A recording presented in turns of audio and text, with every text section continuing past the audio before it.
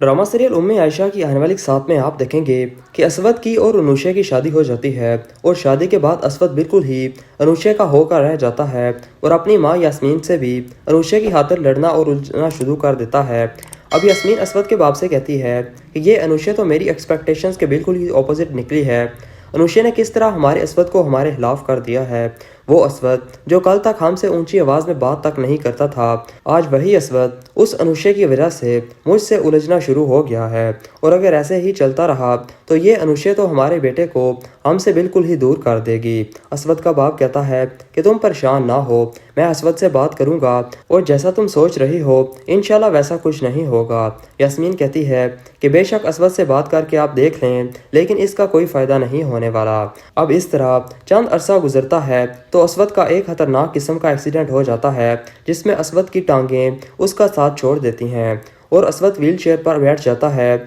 अब असवद की माँ असवद का ख्याल रखती है और अनुषा को भी असवद का ख्याल रखने की ताकीद करती है, लेकिन अनुषा असवद का बिल्कुल भी ख्याल नहीं रखती और चंद ही माह बाद जब अनुषा ये देखती है कि असवद ठीक नहीं हो रहा तो अनुषा असवद से तलाक का मुतालबा कर देती है कि वो अब अपनी ज़िंदगी किसी मजूर इंसान के साथ रहकर बर्बाद नहीं कर सकती, इसलिए उसे असवद से तलाक चाहिए। अब असवद को ये बात जानकर बड़ा दुख होता है कि जो अनुषा कल तक उसके साथ जीने मरने के वादे कर रही थी, उसी अनुषा ने ज़रा सा असवद पर बुरा वक्त आते ही उसे छोड़ने का फैसला कर लिया है।